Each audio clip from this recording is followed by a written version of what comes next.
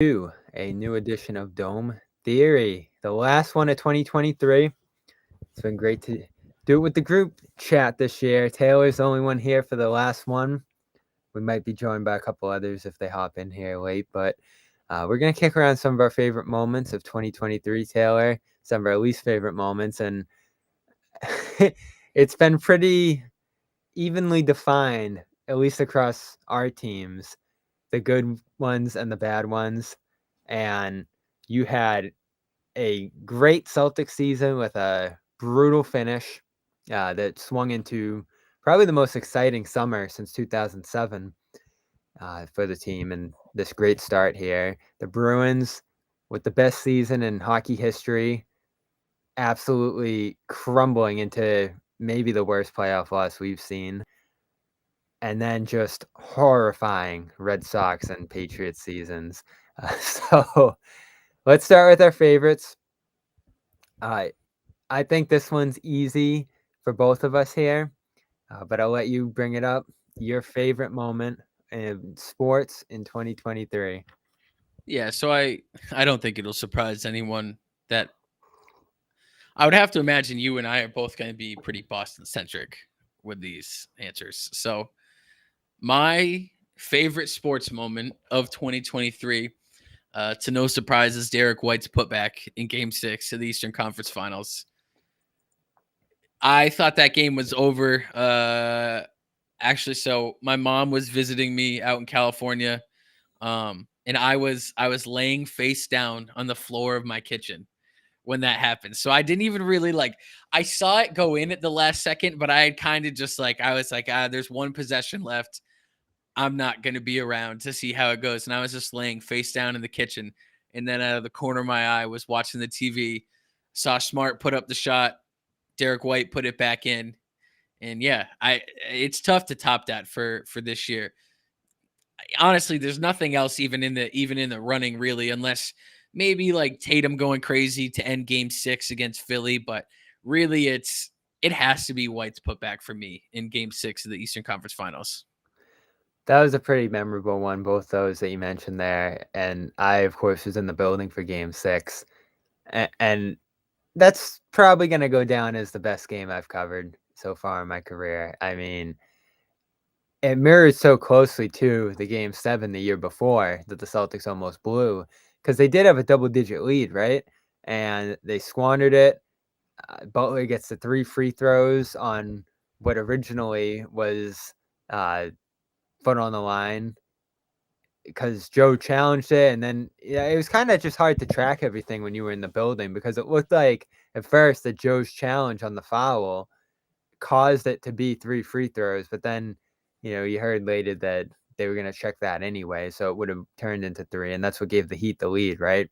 And then Smart, on what could have been the last shot of his Celtics career, unfortunately it wasn't, just launched a 3 from the deep wing, and he had White on the cut initially, but White still got there, I think past Max Strus, to put it back up and in. And I was sitting behind the basket, and it was really hard to tell what happened at first, because the way everyone was just kind of scrambling on the floor, it looked like they were complaining about the call, or I thought the ball might have went up and in on Smart's shot at first, but then they showed the replay, and the crowd reaction, we still have the video up on the Celtics All Access channel we have here. It was just incredible because it was agony. Everyone started throwing drinks. Everybody started storming out of there.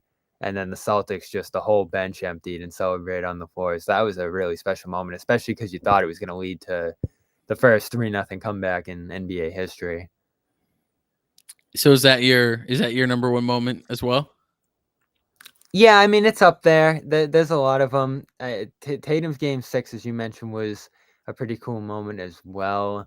The Patriots certainly didn't give us any moments this year. The Red Sox gave a few here or there, but not many great ones. And, as many great nights as there were in the Bruins seasons last year. They didn't have anything that stuck out to me. And then, of course, the first round series just went completely sideways there. So it's tough to beat the White one. I'm trying to think of some other great moments last year. And I actually did write them down at one point. I got to like 100 of them because they were so exciting last year before the playoff ups and downs. It really frustrated me. Um, but I you think gotta throw the if game 7 in there for Tatum too. yep. Just running away from um, the 76ers the way they did, turning around down 2-3. Yeah. If I had to pick one from another one of your 4 teams, my 3 teams, the Pablo Reyes walk-off grand slam in the middle of the summer in August, that was electric. That was a really good time. Pablo Reyes going deep, walk-off grand slam to beat the Kansas City Royals on I think it was a random like Tuesday night. I can't even think of anything else from the Red Sox season that would qualify there, but yeah, I think you're right. I mean, you have Game 6 of the Eastern Conference Finals, 6 and 7 of the second round, and then I'm trying to save myself from thinking too much about this previous Red Sox season. Yeah, I still haven't put the highlight tape together, the worst errors, and that's where I'm gonna go when we get to worst moments. Was one of the special blunders from last year's season. But I'm glad I put this list together because I wanted to do it a lot. And I finally just went down one day and did it because there were so many fun things from that Celtics season last year before the playoffs. And a lot of them were just things like not even moments. My top 10 were the Cornet contest, funny things like Jalen blaming traffic for the Wizards' loss, Jimmy and Grant going eye to eye, nose to nose in that Heat series, the Bus One boys, which was fun. Joe Mazzulla's many media moments were all listed throughout here. Of course, the put back. Al Horford smacking Grant Williams on the ass. I forget what game that was after. It was one of the Heat series. Yeah, The Game 6 turnaround. Jalen wearing the mask and playing amazing in it. And then yeah. Marcus Smart saying, and this wasn't 2023, but early last season, Smart saying that he could have cracked Joel Embiid's head open, but he chose not to. One of my favorite moments that the mask brought about was when uh, Tatum, Brown, and Blake were on the bench, and Blake somehow ended up with Jalen's mask, and then he put it on the sideline. And there's like a great picture of him with the mask and with Tatum and Brown just like dying laughing, looking at him wearing the mask. So Where does this one rank?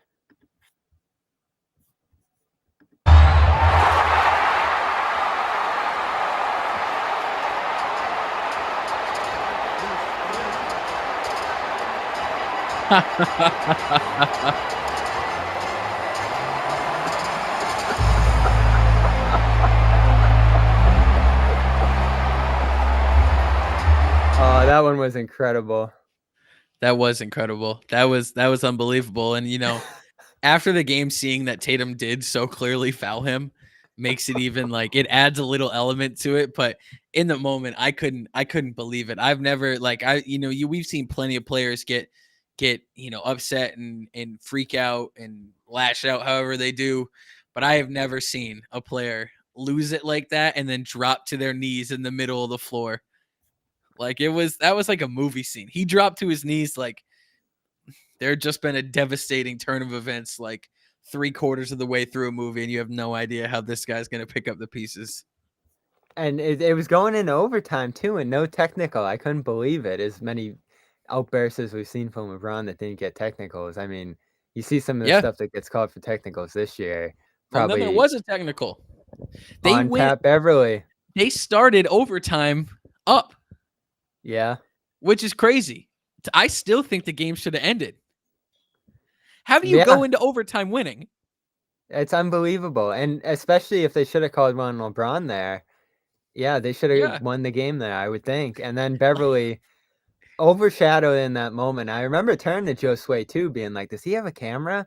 And he had actually gotten the camera from someone on the baseline and showed it to the ref, which is what got him the technical, Yeah. which still feels less outrageous than what LeBron was doing nearby. I know.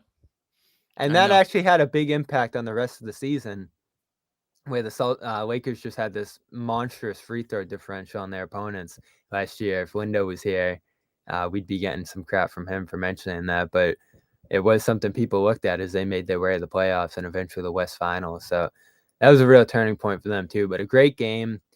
They played 2 amazing games last year. We kicked around Christmas a little bit on the side.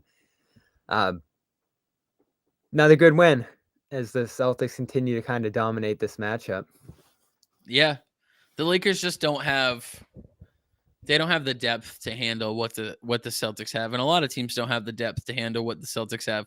And the C's are they're just clicking right now. And you and I were in agreement that the assessment of Tatum's performance by the broadcast by Doris Burke and Doc Rivers seemed a little overblown, because I thought he played fine. I didn't think he played great, and they still won pretty easily. And that's a testament to Kristaps Porzingis and Derek White, because obviously Jalen was hobbled a little bit from LeBron kneeing him in the back and then making sure, or then checking to see if Jalen was hurt before he decided that he wanted to be hurt as well. Which, haha, you can ham that up a little bit. I'm sure that his knee didn't feel great after that, but yeah, I mean, obviously I love to see the Celtics go out there like they did against Sacramento and the Clippers and win by 40 points. But the games that they don't have everything going and they still win by a decent margin, those are my favorites, because I think that probably speaks most to where they are as a team right now. Yeah, I'm trying to think of some moments of this side of the schedule now, and they've been so dominant that you've really just had your ho-hum wins, and then you, as we've talked about, world-ending losses, which have pretty much been after every loss. The reactions have just been out of this world in terms of the negativity. But the Chicago, I think, and we talked a little bit about it, the Chicago game where they had to run up the score for the in-season tournament was really cool, really fun. A Yep. great game to cover. I'm actually putting that right up there with just about any I've covered in terms of how like wacky that was, and all the uncertainty going into it of whether they were going to go for it, and then him and the coach, Joe Mazzulla, and the other coach Billy Donovan coming to blows over the Yeah. following of Andre Drummond, and them squeaking by the number and getting into the tournament and scoreboard watching. I mean, that was a really fun night. That felt like some of these other sports, especially football, where you're just watching all these other scores to seeing if you're getting into the playoffs. Yeah, that was fun. I wouldn't go up there in favorite moments, but it was cool. Tatum getting 10,000, especially the way he did it on like an and one tough bucket. It wasn't, I think he shot a free throw to hit 10,000, but what got Do you him to the remember what line game was, that was? yeah, they're playing against Brooklyn. Oh yeah, on the road. That's right. Yeah. Yeah. Yeah. Cause Brooklyn, was that an in season tournament game? It might have. They played 2 against them early in Brooklyn, and one of them was Yeah. in season Yeah. game. But Tatum getting to 10,000, um, that was cool, especially knowing that Jalen's not that far off of 10,000. Um, Yeah, I think that there's been some, like Kristaps scoring 30 in his first game I against the was gonna Knicks. bring that one up. Really That fun was night with a great handling too. handling the Heat pretty well. That was nice. I think that was game 2 of the season. Uh, Beating the Bucks the day before Thanksgiving. So they've had their share of good wins, but I think you're right. A lot of them have been pretty ho hum. They haven't had that one yet that is like, okay, here we are. Yeah, and then of course, Pats were in the playoffs last year. Super Bowl was fine. I don't really have many football moments from last year, and certainly No, this year hasn't produced many. I mean, this has no. been the worst NFL season you can remember as we prepare to see the 59th quarterback enter play. I think Lindo told us earlier. Well over 20 teams with backups in so far. So I haven't loved football. Baseball, I know you enjoyed last season, the playoffs as well. Yeah, last season was good. I thought that there were a lot of fireworks in the playoffs. I think that the Philly and the Atlanta series was amazing the Phillies just going crazy with home runs. And then you had, I think it was game 2, you had Michael Harris throwing out Bryce Harper to double him up to end the game.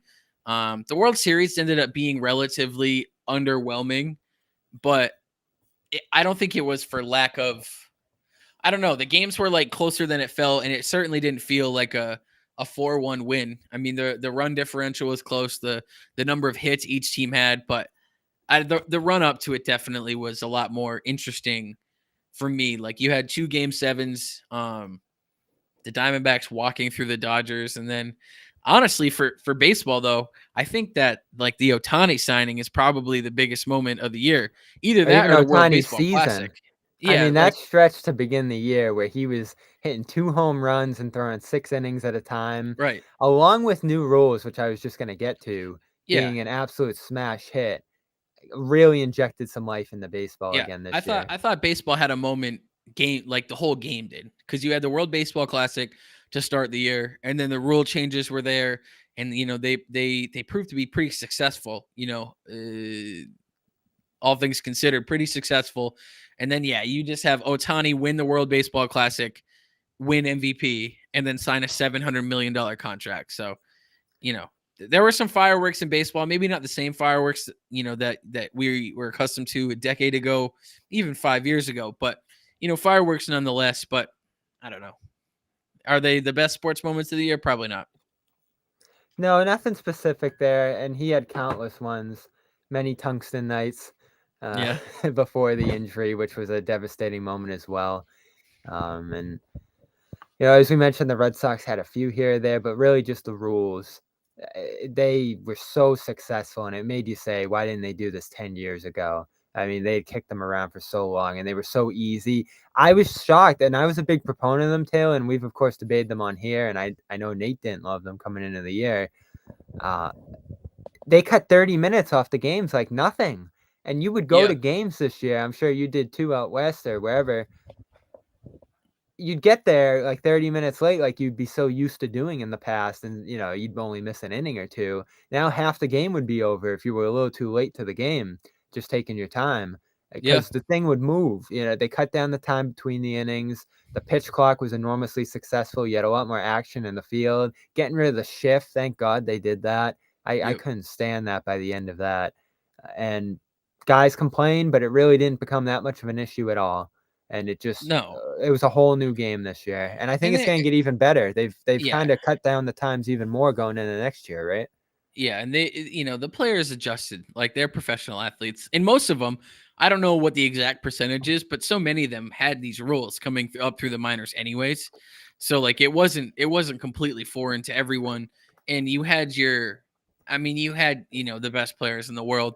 I like after the first 2 to 3 weeks of the season, any of the pitch clock stuff, you kind of stop noticing it. It would happen every once in a while, but in terms of the one that stands out to me was like when the Red Sox played the Cardinals and William Contreras was like getting Kenley to quick pitch him over and over again. I think Jansen had like 3 violations in one at bat or something like that because you had a batter taking advantage of the pitch clock and making the pitcher think that there was way less time than there actually was, and then getting him to commit box, and it was just like a whole thing. But once they got through that initial period, I thought that everything was pretty smooth. And you're right, like there were a couple examples this year where I would it's the third inning, and you're like, all right, I'm gonna run to the store quick and then come back, and I'm only gonna miss 2 innings. I'll get back, and it'll be the fifth. You get back, and it's the seventh, and you're like, oh wow, I missed the entire middle of the game. So it definitely is a more palatable product now, and especially like for us, where you get so accustomed to the 2.5 hour game watching basketball as much as we do, and so now that baseball's at that pace, it's like okay, you can I didn't think half an hour would be so noticeable, but it really is. Like that a 2.5 hour game feels so much quicker than a 3 hour and 6 minute game. And you wouldn't think that difference is like that much. But when you realize that those extra 36 minutes are a lot of dead time, then it's like, okay, yeah, that rule made perfect sense. And, congrats to the MLB for having the wherewithal to implement them and not because I'm sure that they had so many players who from the outset were, you know, firmly against it. And, it's a big deal for the MLB to go ahead with these rule changes when, some of your biggest players openly express that they didn't like the rules. Absolutely, and it had to happen. It was getting so bad after a certain point, just how long the games were. They were pushing 4 hours in many cases Yeah. before, so, I'm rolling through a few more of these Celtics ones from this year. There were a lot of Tatum game winners that were great. Most of them were early last year, but the Philly one comes to mind too. Yep. Um, you had Smart, which probably goes into worst moments of the year, and we can get into those now.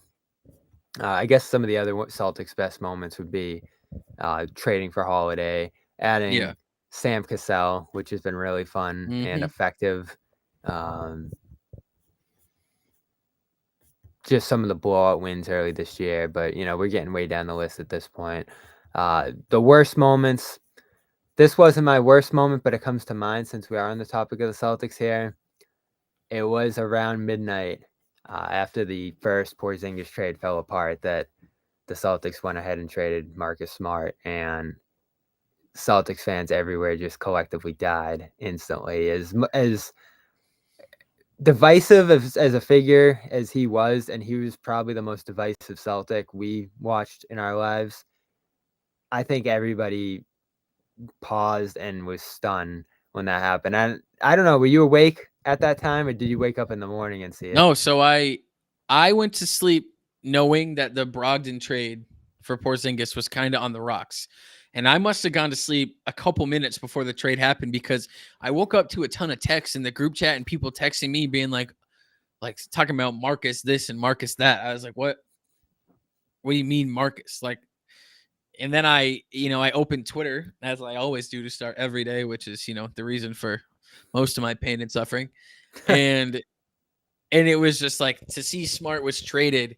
It was crazy, but I mean, from the beginning, it was a terrible moment because he was the longest tenured Celtic. He was such a big part of what they were and their transformation from really bad when they got to the team to a scrappy playoff team to a perennial contender. And he was there for all of it. He was there, he was a rookie right after KG and Paul Pierce were dealt. So, he spanned from Rondo, the end of the Rondo era to the beginning of the Jason Tatum and Jaylen Brown and all these guys who are such pivotal parts of everything that's going to happen moving forward. And he spanned that entire time. So it was certainly devastating that he got traded in. I'll say that I think it wasn't actually super bad for me until Grizzlies media day and really seeing him in like Grizzlies uniforms and like fully accepting that he wasn't going to be there. But by that point, Celtics had traded for Drew Holiday. So, it hurt a little less knowing that you were going to have a at least on court replacement lined up. Yeah, and that made it worse for everybody at first. That made it better for everybody once that happened. That if you could pick anybody to replace Smart, it would have been Holiday.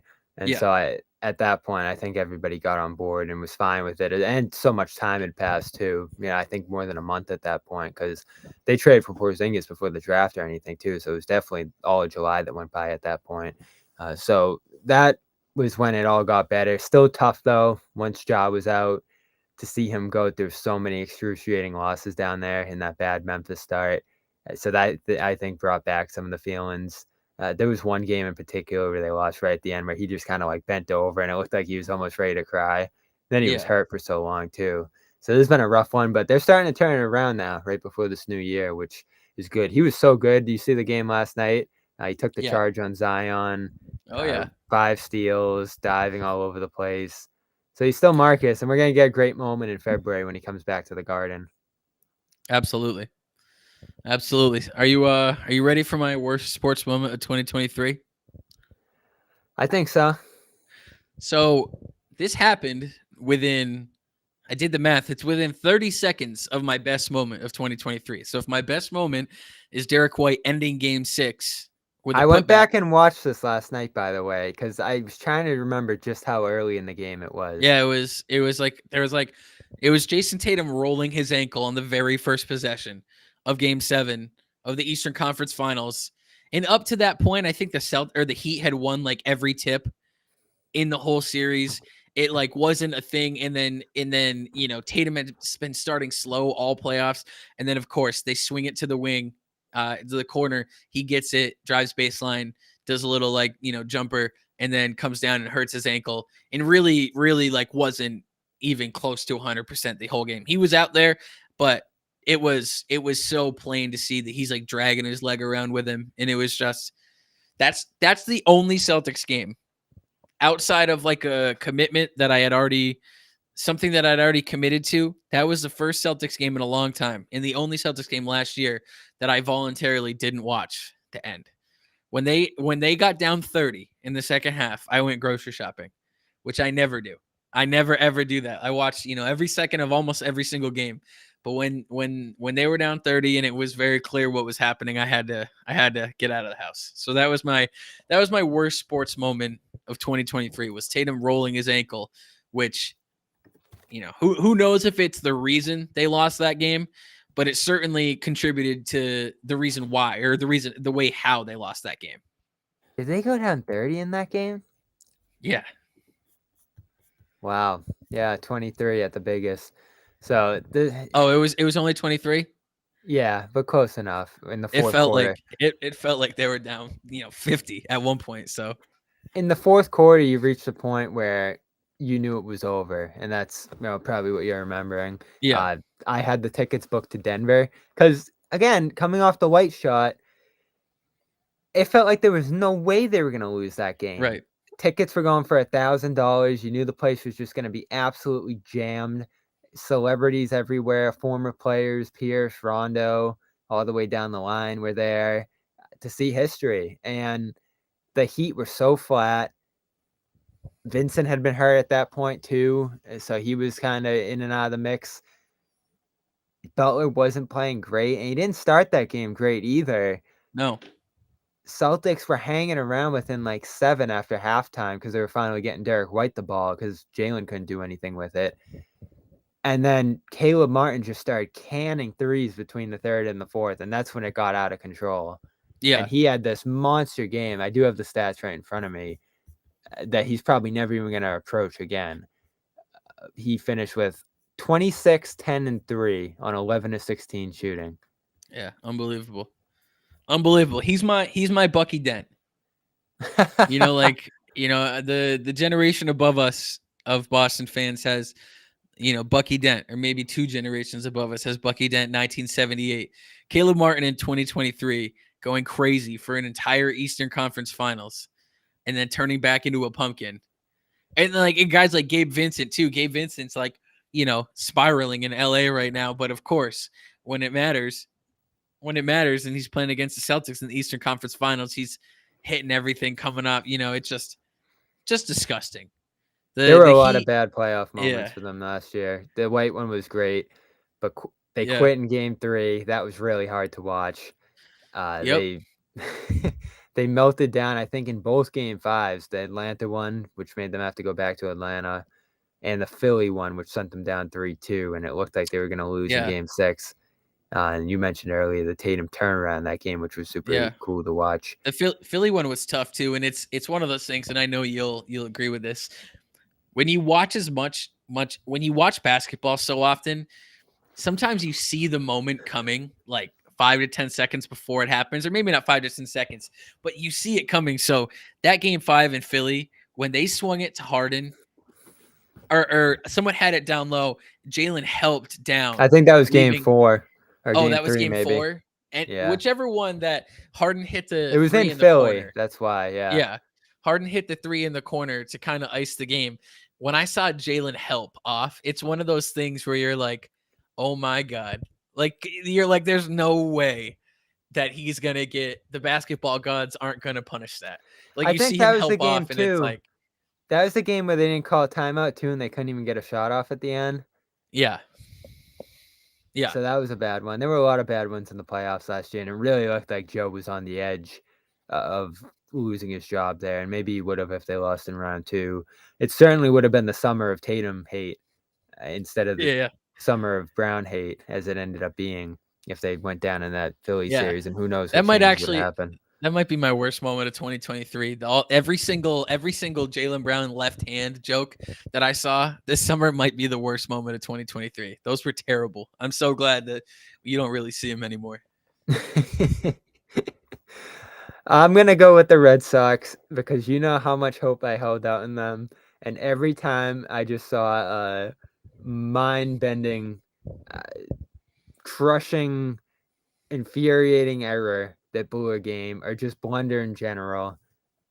it killed me all summer long. And of course, they're the only thing to watch over the summer. There were some great moments in the summer too, like the World Cup and what Germany did there and Tice winning the gold medal and all that. But so many of them come to mind. The Barraclough night you mentioned, where they basically just quit and left him out there for what was it, 7, 8 innings to get absolutely Yeah. mashed. Um, Yeah. 100 pitches or whatever, and 8 runs, whatever it ended up being. This guy from the minor leagues that they brought up to just get destroyed, which they've done numerous times throughout the year. I hated the openers. You brought up the McGuire celebration early on the long hit by, I think it was Connor Wong, late in the Blue Jays game over the summer, where it looked like it was going to be a walk-off home run. Instead, Kiermaier caught it on the Blue Jays there and threw him out at second, and that ended the game in the other direction as McGuire was celebrating. And I didn't even notice it until after when they were looking back at the replay, and they were just like, oh my God, he was celebrating. And that was probably about as critical as Nesson got all summer. But the one that does stand out the most to me was just this absolute no-name catcher from who knows where that they had playing among way too many no-names who were in the field for them last year in another awful defensive season. What was his name? First of all, he's only a no name because you don't know him. He was on a playoff team the year before. So it's Jorge. Alfaro. Yeah, it's Jorge Alfaro.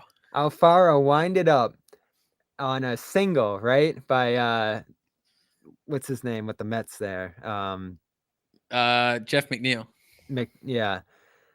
And just tossed it to the warning track. It Yeah. not only went by the second baseman, it went by the center fielder and just kept going and going and going as McNeil just raced around the bases Yeah. for the inside the park home run. There were a lot of other ones, openers left and right. I'm trying to think of what else. There were just errors all over the field Yeah, last you year. you already talked about it. My least favorite Red Sox moment was Connor Wong hitting a fly ball to left field and Reese McGuire jogging off second base with his arm in the air, celebrating like it's going to be a home run At one with point, one out. Yoshida lost the ball in the lights in the Green Monster. Oh, yeah, he literally lost the ball in the light when it broke the glass and went into the light. Yeah. I wouldn't call that was weird. I've never seen that before. That wasn't, favorite or least favorite. I don't even think that was good or bad. That was just weird. I mean, he was looking all around for it. And then the scariest part about that is when he just puts his arm inside the light. I was like, here, maybe let's get someone else out here to put their hand inside the light that's on. Oh, Verdugo got scratched for who knows why Multiple at this times. point and got pretty much shipped out of town immediately after the year. Yep. The worst moment for me would have been Corey getting fired, which fortunately didn't happen as bad as the year got. And I didn't put it in with my favorite moments because it's not like it has led to anything great at this point, but at least after all of the carnage over the summer, they decided to fire Heimblum, which I thought was long overdue. Yeah, they decided to scapegoat him because of their inability to do anything as an organization anymore. I know that's how you guys feel. We'll see where it goes. There's still a little bit of winter left here for Oh them to yeah. figure it out. But unfortunately, they didn't give any great moments in terms of signings or additions at this point. So outside of some great stuff from Cassis, a few nice moments like the Reyes walk-off you mentioned, and another strong month. What was their good month this year? It was June, right? June. Yeah. Yeah, they had a No, really no, good no, no, no. June. It was I think it was July actually. I think June was their good month in 2022. July Yeah, was their super hot month this year. and then it fell apart in August. So, Yep. man, I hope I'm able to watch and enjoy this year, but it doesn't feel great so far. Any other bad ones we're forgetting about here? I mean, there was definitely some Celtic stuff. There's plenty of Celtic stuff. I don't even want to talk about most of the Celtic stuff. Like losing a 30-point lead on Tatum's birthday to Brooklyn. That was probably my least favorite game of the season last year. Like them, I think they were up 28 and then they lost to the Nets because it was Tatum's birthday. Rick Um, Storm in the locker room was pretty funny after that game 3 that we yeah, mentioned. and Blake Yep. being like, he doesn't have to do that. But he told The him to Tra- play with some balls. yeah, the Trey Young shot, that wasn't one of the worst, but it definitely sucked. Harden having 2 40-point games in the playoffs. I couldn't believe that was happening. And then actually game one, Grant Williams saying he was going to make both. yep, I'm gonna make them both, and he missed both. Some people might put him going, you put it in your best moments, going toe to toe with Jimmy Butler and waking the bear or whatever. But I still will stand firm that I'm glad he did that. No one else was playing with That's why I put in my best moments. yeah. At that point, no one else was playing with any sort of emotion. So I'm never gonna knock a guy for doing that. Game one of the Heat series, YouTube TV being out for the entire second half, and I was just standing in the middle of the road by the end of it, just pacing around the road with no What game was updates. this? Game one against the Heat, YouTube TV was out for the entire second half. Oh, wow. So you missed the meltdown? Yeah, so I missed the entire meltdown. And I was relying on texts from a bunch of people who hate the Celtics. So they're loving it. They're loving that the Celtics are melting down, and I just can't get a straight answer out of anyone.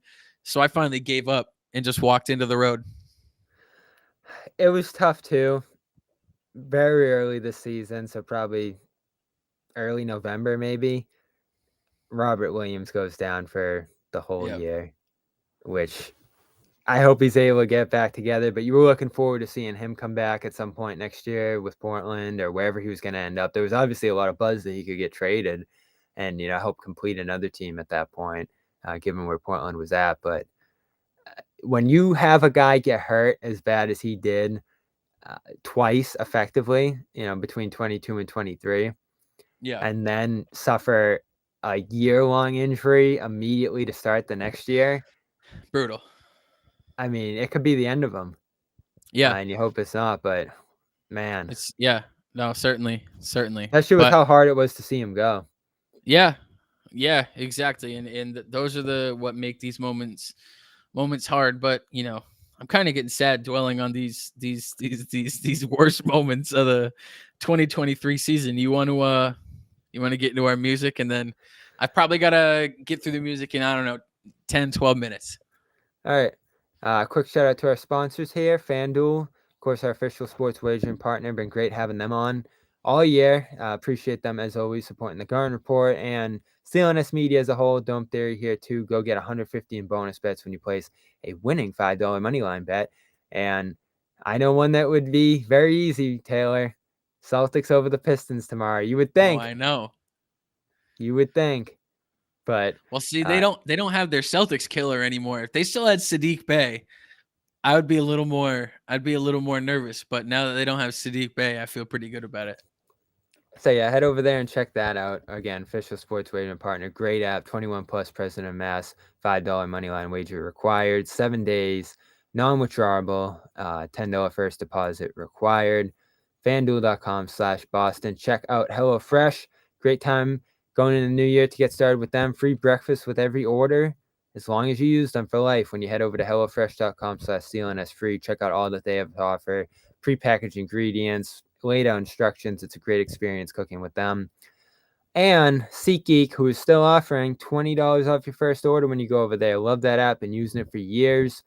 Great descriptions on the deals. Green, good. Red, bad deal. Don't do it. So SeatGeek, Dreamers Pro is the code you want to use for $20 off your first purchase over there.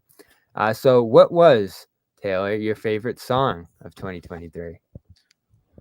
My favorite song of 2023 is 89 Earthquake by Larry June and the Alchemist. I loved their album, The Great Escape, so much. I played that all year from the second it came out. I thought the rollout was great. And then 89 Earthquake was one of the singles in there. Real simple instrumental. And Larry June just doing his thing. And especially being in the Bay Area, listening to an album that was so perfectly suited for the Bay Area. I knew it was going to be a song off this album when you sent through the request for me to have a favorite song ready to go. So it has to be 89 Earthquake, Larry June and Alchemist. That's a good one. I am curious though, what makes it stand out from all the other ones on there, because I think pretty much every song on that album is really good. If you want to call it the best rap album of the year, I wouldn't be opposed to it at all. It wouldn't be my choice, but um, Solid Plan's great. Summer Rain's awesome. Orange Village. I love the one with Wiz Khalifa. What Happened to the World? That's probably my favorite one on there, actually. So, what makes that one stand out for you? I think that I think that it's the star of the show for that whole album. I think that it's Alchemist at its best, where you have like pretty heavy drums on it, so you get the whole Alchemist feel. And I just think that maybe besides the 60 days where the Alchemist actually has a verse, I think it is the best example of them doing what they do best together. And I don't know, it just the line from the city of the fog, 89 earthquake, what's happening? I said that so many times, just, walking around, like saying it all the time. And I don't know, that song just stuck with me more so than any others. Like, I don't know if there's a, specific formula or specific quality to it that makes it, stand out to me like that. But after having that been my most played album of the year, that's the song I always come back to. So that had to be the one for me. One of the most interesting things about this year, and we can get into it another time, but this wasn't the best music year, No. really. I mean, there were some highlights for sure that we're going to hit on here, but we've talked a lot, and a bunch of people have talked a lot about how this was such a bad year for rap numbers wise, beyond just what we saw and witnessed come out and how we reacted to it. But with that in mind, I find it so interesting that arguably the two biggest songs of the year, you could argue, were from last year.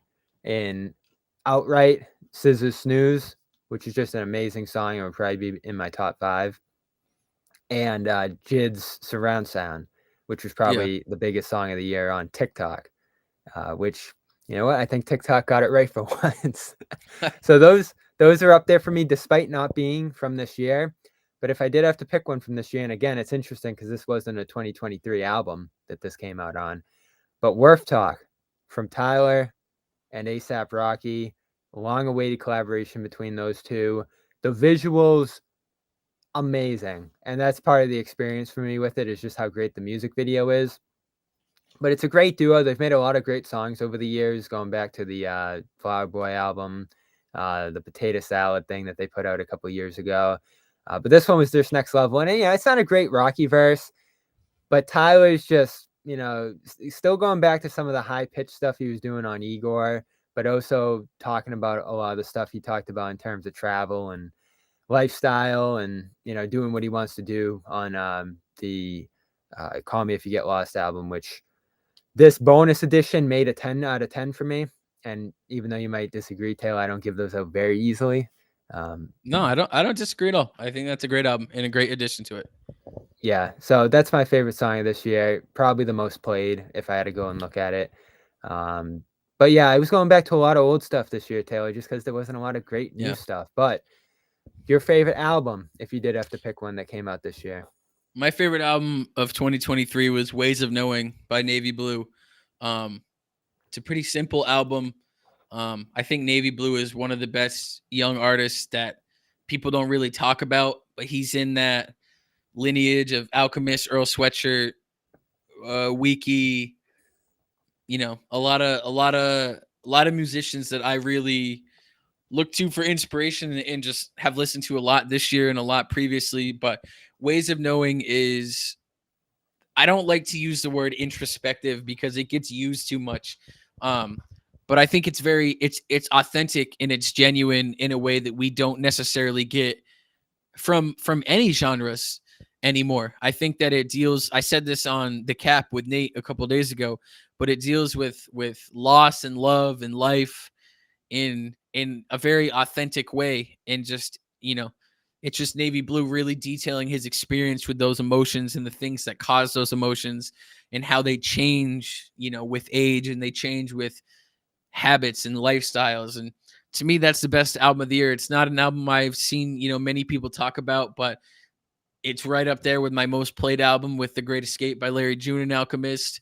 And yeah, it's far and away my favorite album of the year. There weren't really any other contenders after it came out and after I listened to it the first couple times. Yeah, this one was tough for me because I don't think anyone stands out, especially, and I haven't heard that one, so I'm gonna have to circle back to that one at some point. But love the new Samf album. I don't know if you've heard that one yet. Yep. Came out pretty late in the year, but really good. A very worthy follow-up to the last one, that I think you could definitely argue was number one. Love Daniel Caesar's album, which I think came out pretty early in the year. Grew on me a ton as the year went on. A lot of really quality tracks on that one, even if it didn't reach the heights that his past ones have, or at least the hype. Um, Drake grew on me as the year went on, but it's not my choice here. I'm gonna have to go with, and SOS probably comes into this mix too. Again, not this year, but right at the end of last year, and I think it just kind of carried throughout this year. Really good SZA one. I'm gonna have to go with, if I had to pick one this year that just kind of stuck with me throughout. It's tough to go with one, but K Tremaine. Yeah. You were surprised I went with a 10 on this one. I know you liked it too, Yeah. but out of any album that I listened to this year, it was just infectious, especially at the Yep. time it came out where the playoffs were going on. I was traveling, having fun. Miami, I think I was in at the time, East Finals. It's really witty. They had great chemistry on there together. Of course, the production was just out of this world from K Tronada.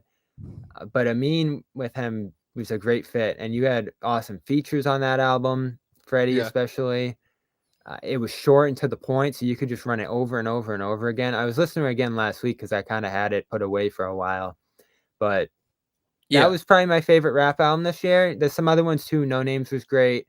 There are a handful of others, but this one more than any other I listened to and was like, wow, this is awesome. And there really weren't many albums that did that for me this year. Yeah, no, certainly. You're spot on about when it came out. It was a very summery album, and I mean, K Tronada held up his end of the bargain. I think Amine brought more than enough to the table, and you're right. Like for an album like that, like you're not really. It's like a summery album, so you're not there for like every bar needs to be. It's not like this super like boom bap classic hip hop album, but it's Amine taking in all this production and maintaining the feeling of the album, but still showing off as a really good rapper and putting together a great body of work. So I'm glad you mentioned that because that was one of my honorable mentions when Nate and I broke everything down from the year. So it's good to know that it was reaching some other people because I really enjoyed that album as well.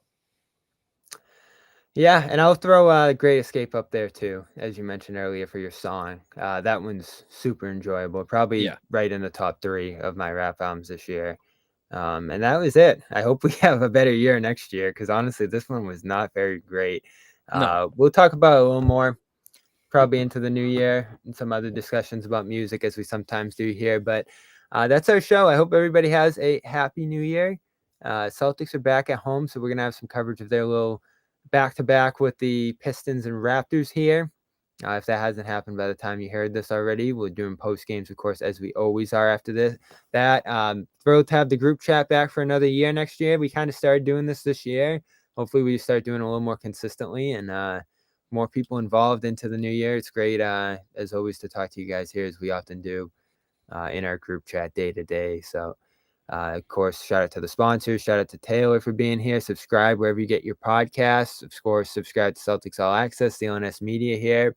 I'm Bobby Manning, and this has been Dome